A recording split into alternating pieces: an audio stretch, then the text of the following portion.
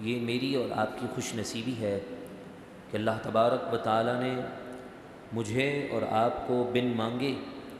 پیارے آقا صلی اللہ علیہ وسلم کا دامن عطا فرما دیا۔ جب اس کا کرم ہو ہی گیا ہے، اس نے فضل فرما ہی دیا ہے، تو دعا کرتے ہیں اس پاک پروردگار سے کہ اللہ رب العزت ہمیں اپنے مقام کو سمجھنے کی توفیق عطا فرمائیں، اور جو رب نے عزت کا تاج حضور کی غلامی کی شکل میں عطا فرمایا،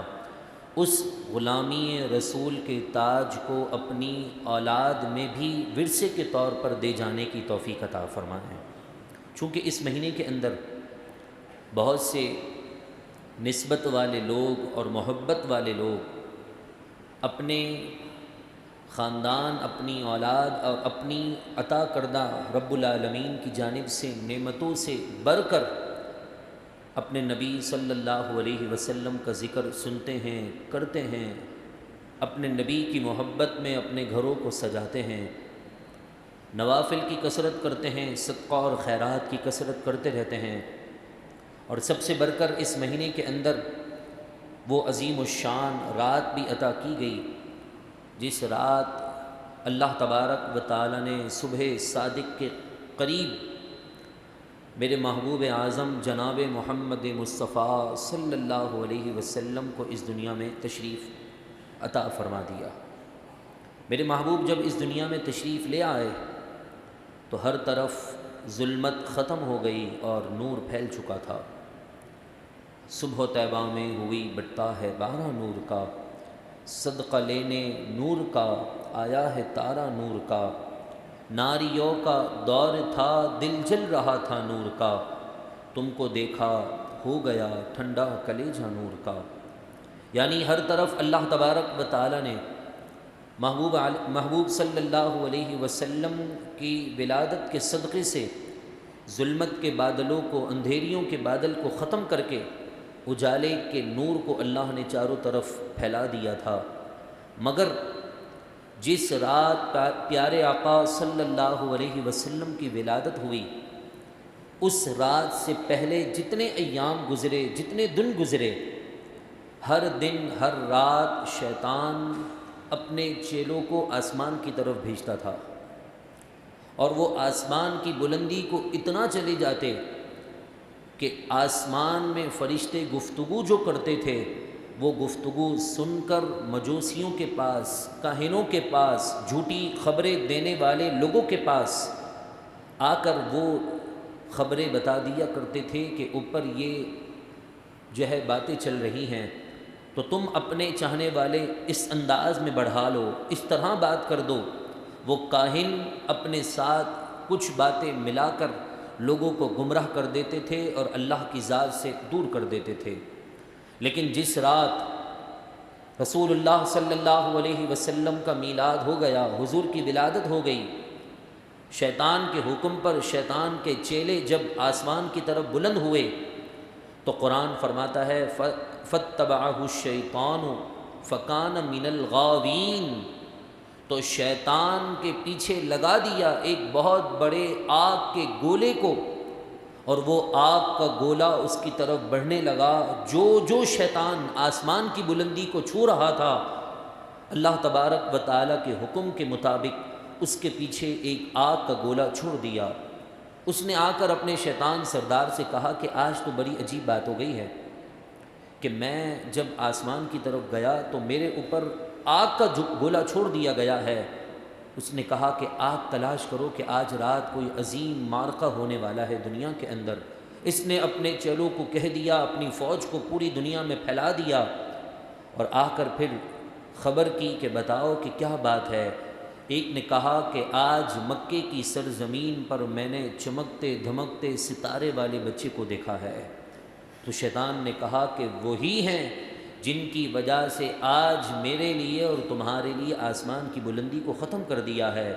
اور پھر اس نے اپنا سر زمین پر رگڑتے ہوئے کہا کہ میرے اتنے سالوں کی محنت ان کی ایک نظر کرم سے اللہ تعالیٰ صاف فرما دے گا۔ وہ شیطان جو کسی کی تعریف کرنے پر کبھی راضی نہیں ہوا،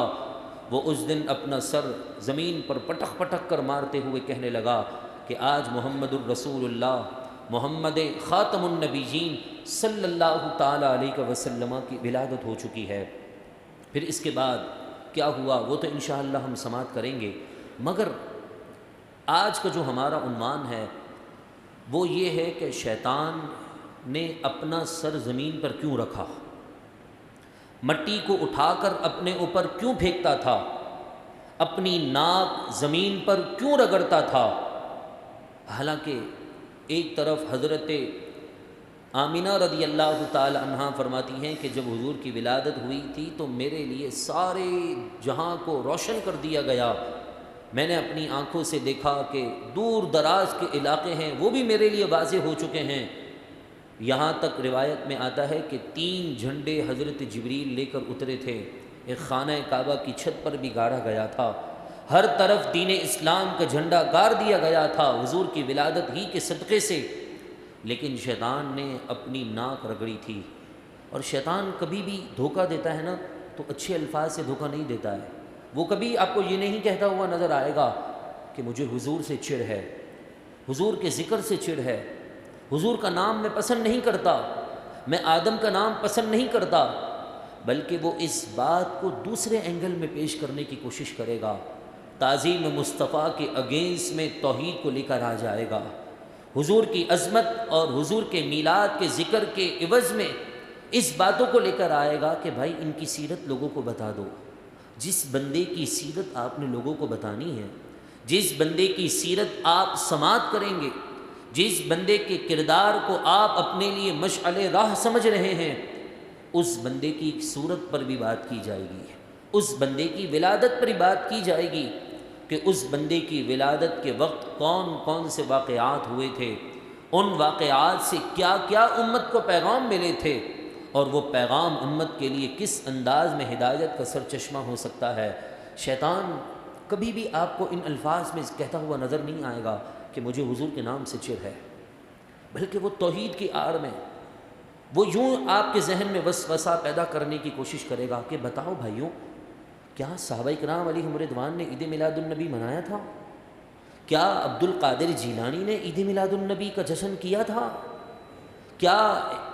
فلاں بزرگ نے اپنی زندگی کے اندر عید میلاد النبی منایا تھا؟ اس طرح کے وسوسے دے کر آپ کے ذہن میں شک پیدا کرے گا، اور جب آپ اس کے شک کو پختہ کر لیں گے ذہن میں تو جہاں شک آ جاتا ہے وہیں سے یقین چلا جاتا ہے، اور جب یقین چلا جاتا ہے تو اعتماد کی نعمت لے لی جاتی ہے، اعتماد کا نور ایمان کی اصل حرارت انسان سے لے لی جاتی ہے،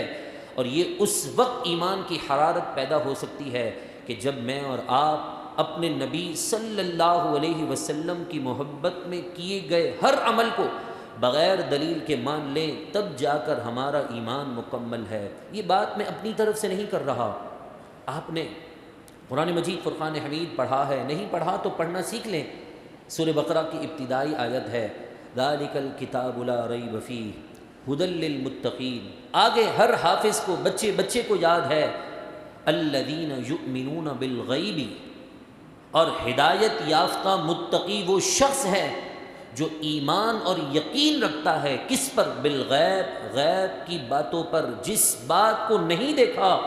اس بات پر ایمان رکھتا ہے۔ تبھی آگے قرآن اگلے ہی الفاظ میں فرماتا ہے اولئک علی ھدی من ربہم واولئک ھم المفلحون، یہی اپنے رب کے سچے بندے ہیں، کامیاب یافتہ بندے ہیں، ہدایت پر ہیں۔ کون سا شخص؟ پہلی جو سیڑھی ہے اس کے لیے پہلا اسٹیپ وہ ہے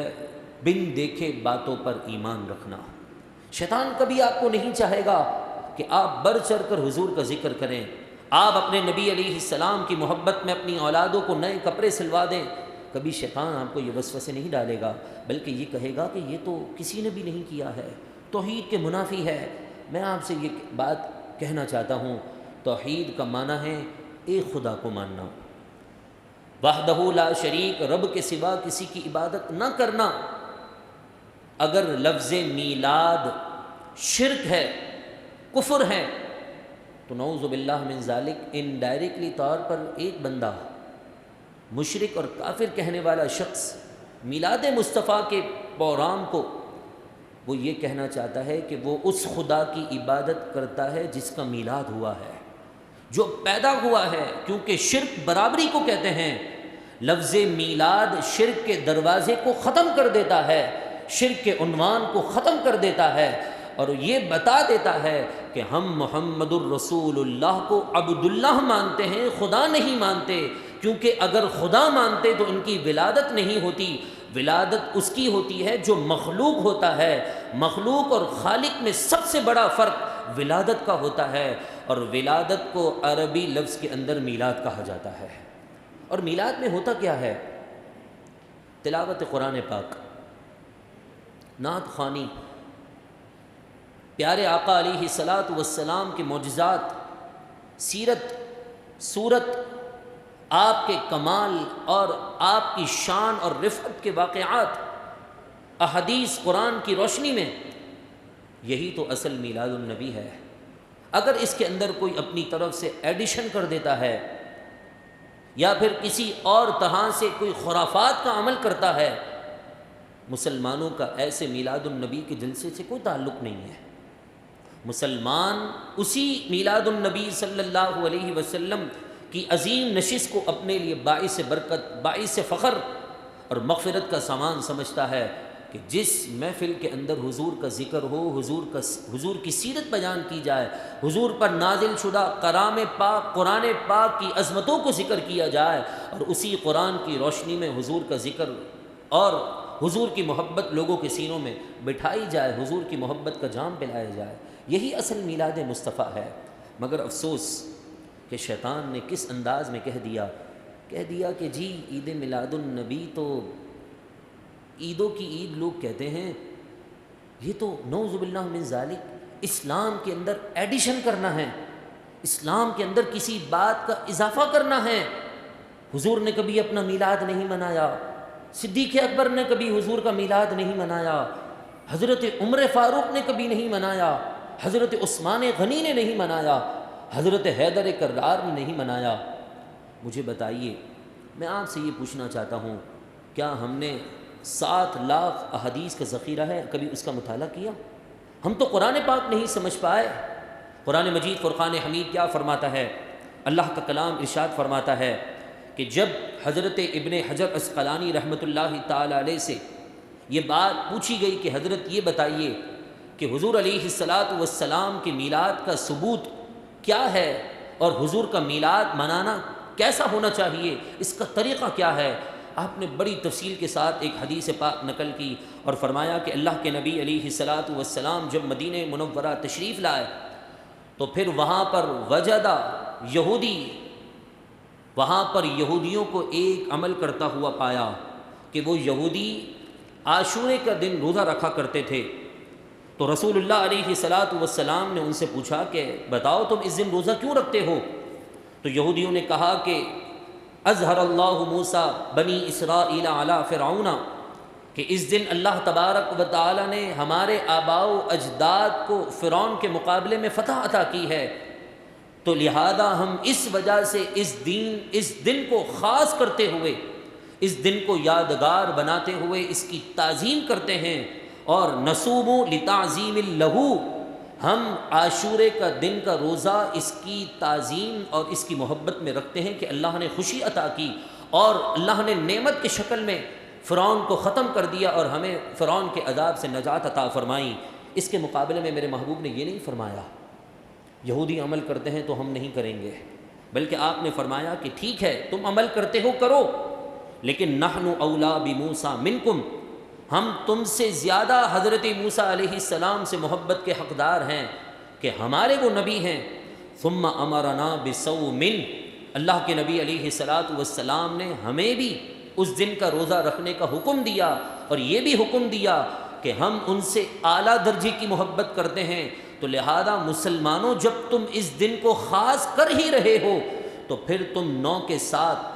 10 کے ساتھ 9 کا روزہ ملا لو، یا 10 کے ساتھ 11 کا روزہ ملا لو، تاکہ یہودیوں سے مشابہت بھی نہ ہو، اور نبی کو جو اللہ نے انعام دیا ہے اس انعام کے شکرانے میں تم روزہ رکھ کر اپنے جشن کو بھی اچھے انداز میں منا لو۔ میرے محبوب علیہ الصلاۃ والسلام کی تعظیم، میرے محبوب کی تعلیمات نے ہمیں یہ بات بتا دی۔ اور پھر رسول اللہ علیہ الصلاۃ والسلام پر جس کلام کا نزول ہوا اس کلام کے اندر بھی حضرت عیسیٰ علیہ السلام کا ایک واقعہ موجود ہے۔ سورہ مائدہ آیت نمبر 114،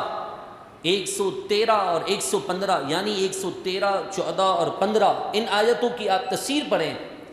کہ ان آیتوں کی تفسیر کے اندر حضرت عیسیٰ علیہ السلام سے قوم نے ذکر کیا کہ آپ ہمارے لیے آسمان سے دسترخوان اتار دیں۔ جس دن یہ دسترخوان اتر جائے گا،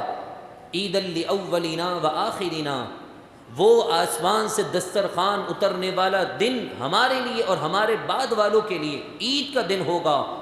لہذا ہم اسے عید کے طور پر خاص کر کے یادگار کے طور پر منائیں گے، ہم اس دن کی تعظیم کریں گے۔ اب مجھے بتائیے، ایک دسترخوان جس دن اتر جائے وہ قوم عید کا دن قرار دے، اس دن کو قوم عید کے طور پر منائیں، تو مجھے بتائیے جس کے صدقے سے اللہ نے جنت عطا کرنی ہے، جس عظیم ہستی کے ذریعے سے قرآن ملا ہے، رحمان ملا ہے، خانہ کعبہ کی عزت اور تعظیم کا درس ملا ہے، مدینہ منورہ جیسا شہر مل چکا ہے، اس نبی معظم صلی اللہ علیہ وسلم کے ولادت کی رات کو ہم عید کے طور پر نہ منائیں تو کون سے طور پر منائیں؟ لیکن یہ بات یاد رکھیے گا، لوگ یہ بھی سوال کر دیتے ہیں، شیطانی وسوسہ ہے کہ اسلام میں تو صرف دو عیدیں ہیں، عید الفطر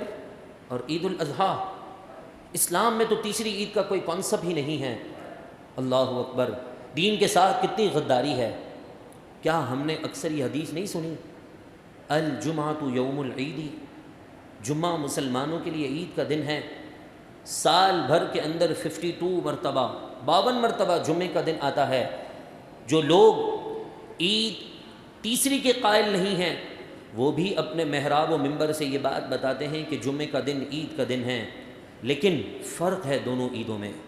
اس عید کے احکامات الگ ہیں، اور یہ جو عید کا دن ہے، جمعے کا دن، عید کا دن، وہ احکام کے اعتبار سے مختلف ہے کہ اس دن کو ہم خاص کر دیتے ہیں، اس دن کو ہم اپنی عبادت کے لیے مختص کر دیتے ہیں، یادگار کے طور پر مناتے ہیں، اچھے کپڑے پہن کر مسجد آتے ہیں۔ لیکن عید الفطر اور عید الاضحیٰ کے اندر روزہ رکھنے کا شرعی حکم یہی ہے کہ اس دن روزہ نہیں رکھا جائے گا، مگر بعینہ حکم کے اعتبار سے جمعے اس دین کا عید کا دن نہیں ہے۔ اسی طرح ترمذی شریف کی حدیث پاک ہے، اللہ کے نبی علیہ الصلاۃ والسلام نے جب یہ آیت کی تلاوت کی اور فرمایا کہ الیوم اکملت لکم دینکم، یوم عرفہ کے دن، کہ آج اللہ نے تمہارے اوپر تمہارا دین مکمل کر دیا، یہودی نے بات سنی تو کہنے لگا فإنہا نزلت، اگر یہ آیت ہمارے دور میں اترتی تو ہم اس دن کو اپنے لیے عید کا دن قرار دیتے۔ میرے محبوب نے کیا فرمایا؟ ترمذی شریف کی حدیث پاک ہے، میرے محبوب علیہ الصلاۃ والسلام نے فرمایا اگر تمہارے اوپر اترتی تو تم عید مناتے، مگر جس دن ہمارے اوپر یہ آیت نازل ہوئی ہے وہ ہمارے لیے دو عیدوں کے برابر ہے، کیونکہ عرفہ کا دن بھی عید کا دن ہے، اور اس دن عرفہ کا دن جمعے کا دن تھا، تو جمعے کا دن بھی مسلمانوں کے لیے عید کا دن ہے۔ اگر عرفہ کا دن عید کا دن بن سکتا ہے، جمعے کا دن عید کا دن بن سکتا ہے، اور پھر ان عیدوں کے صدقے سے اللہ مسلمانوں کی بخشش کر سکتا ہے، تو شفاعت عظمیٰ کا دروازہ تو میرے محبوب قیامت کے دن کھولیں گے۔ جس دن ان کی رات کی ولادت ہو، جس رات میں ان کی ولادت ہو،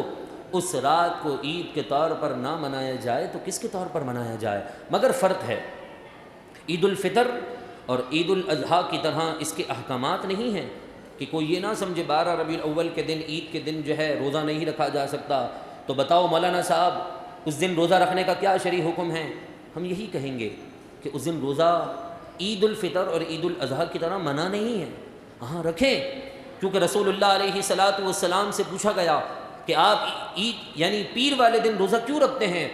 تو آپ نے فرمایا اس دن میری ولادت ہوئی ہے، میں اپنی ولادت کی خوشی میں روزہ رکھتا ہوں۔ بہت اچھا عمل ہے کہ 12 ربیع الاول کے دن روزہ رکھا جائے، یوم عرفہ عید کا دن ہے، جمعے عید کا دن ہے، لیکن اس دن بھی روزہ رکھا جاتا ہے۔ لیکن فرق اتنا ہے کہ ہم جو یہ کہہ رہے ہیں کہ یوم عرفہ اور جمعے کا دن عید کا دن ہے، تو عید شرعی نہیں بلکہ خاص دن، یادگار دن کے طور پر ہم اس کو عید کا دن قرار دیتے ہیں۔ کیوں؟ اس لیے کہ اللہ تبارک و تعالیٰ نے اس دن مسلمانوں پر نعمتیں اتاری۔ آخر میں ایک بات اور سن لیجیے، یوم عرفہ عید کا دن کیوں ہے؟ اس کے متعلق بڑی تفصیل موجود ہے۔ اس کے متعلق علماء فرماتے ہیں کہ یوم عرفہ عید کا دن اس لیے ہے کہ جب حضرت آدم اور حضرت حوا دنیا میں تشریف لائے، رب کے حکم کے مطابق کافی عرصے تک ان کی آپس میں ملاقات نہیں ہوئی، اور عرفہ کے دن مقام جبل کے پاس جہاں پر حاجی حج کے لیے جاتے ہیں، تو اس پہاڑ کے پاس عرفہ کے دن ملاقات ہوئی۔ انہوں نے ایک دوسرے کو پہچانا۔ عربی میں پہچاننے والے عربی کے لفظ عرفہ، عرفان، معرفت ہے۔ اسی مناسبت سے یوم العرفہ کہا گیا کہ اس دن حضرت آدم نے حضرت حوا کو پہچانا اور حضرت حوا نے حضرت آدم کو پہچانا۔ یوم العرفہ اس دن بن گیا۔ میرے محبوب نے فرمایا جمعے کا دن بھی عید کا دن ہے، اس لیے کہ اس دن آدم علیہ السلام کی ولادت ہوئی ہے اور اسی دن حضرت آدم کا وصال ہوا ہے۔ اب اگر کوئی شخص 12 ربیع الاول کو یہ کہتا ہے کہ حضور کی وفات ہوئی ہے، تو جب حضرت آدم کا وفات کا دن، حضرت آدم کے وصال کا دن غیب بتانے والے نبی کے فرمان کے مطابق عید کا دن ہو سکتا ہے، بمعنی خوشی، اس اعتبار سے کہ وہ نبی اپنے رب کے دربار میں جا کر امتیوں کی بخشش کی دعا کریں گے۔ تو مجھے بتائیے اس میں لڑنا اور جھگڑنا کہاں پر ہے؟ اس میں اختلاف کی بات کیا ہے؟ جب عید کا دن جمعے کا بھی ہو سکتا ہے اور جمعہ عید ہو سکتی ہے، تو پھر جمعہ ملا بھی تو حضور کے صدقے سے ہے نا، رحمان ملا بھی تو حضور کے صدقے سے ہے۔ امام حجر عسقلانی کی آخری بات سن لیجئے۔ امام حجر عسقلانی اس موضوع کو سمیٹتے ہوئے فرماتے ہیں کہ جو لوگ مجھ سے یہ بات پوچھے ہیں کہ عید میلاد النبی کا راتوں کو کیسے منانا چاہیے، تو آپ نے اس کے بارے میں فرمایا کہ ہاں جی، قد ظہر لی تخریجها علی اصل ثابت فہو ما ثبت فی الصحیحین من ان النبی قدم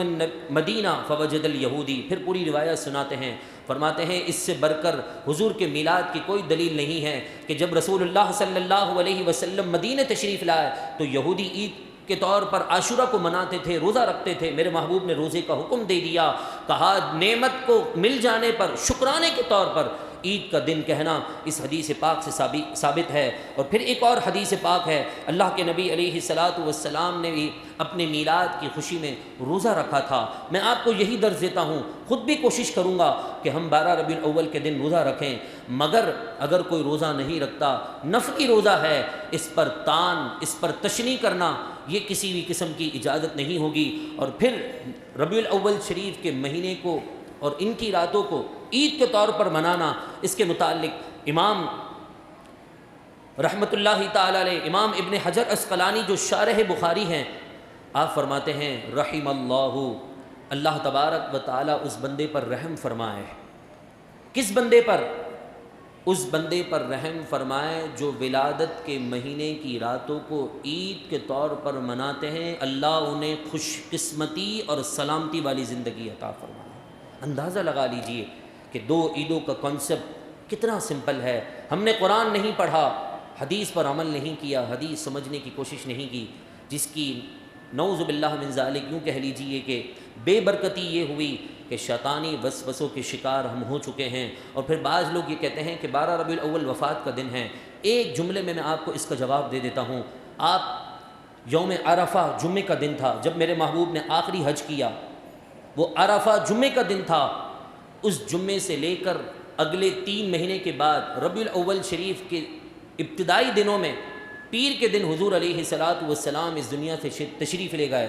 سیدنا صدیق اکبر فرماتے ہیں پیر کے دن فجر کی نماز پڑھا کر جب میں نکلنے لگا تو مجھے خیال آیا کہ میں حضور کے پاس جا کر طبیعت پوچھ لوں، لیکن میں نے خیال کیا کہ ابھی آرام کر رہے ہوں گے۔ میں اپنے گھر چلا گیا، پہنچا نہ تھا کہ خبر آ گئی کہ حضور اس دنیا سے تشریف لے گئے ہیں۔ مجھ پر ایک غم کی کیفیت تھی، مگر پیر کا دن تھا۔ آپ اس جمعے سے لے کر ربیع الاول کے پیر تک، وصال والے دن تک، آپ تینوں مہینوں کو ذی الحج، محرم اور سفر 30 کے 30 دن کر لیں، پھر بھی 12 ربیع الاول کی تاریخ پیر کے دن نہیں آ سکتی ہے۔ آپ تینوں کو مہینوں کو آپ فرضی طور پر 29 کے کر لیں، پھر بھی نہیں آ سکتی ہے۔ اور اگر آپ 2 کو 30 کا اور 1 کو 29 کا کر لیں پھر بھی نہیں آ سکتی ہے، اور اگر آپ 2 کو 30 کا کر لیں اور 1 کو 29 کر لیں پھر بھی نہیں آ سکتی ہے۔ اس ترتیب کو آپ کریں گے تو 3 تاریخیں بنتی ہیں، 6 ربیع الاول، 7 ربیع الاول یا 8 ربیع الاول۔ جس بھی اعتبار سے آپ دیکھیں گے 30 کر لیں تو 7 ربیع الاول بن جاتی، 8 ربیع الاول بن جاتی ہے، 2 30 1 29 تو 6، 2 29 اور 1 30، تو اس اعتبار سے یہ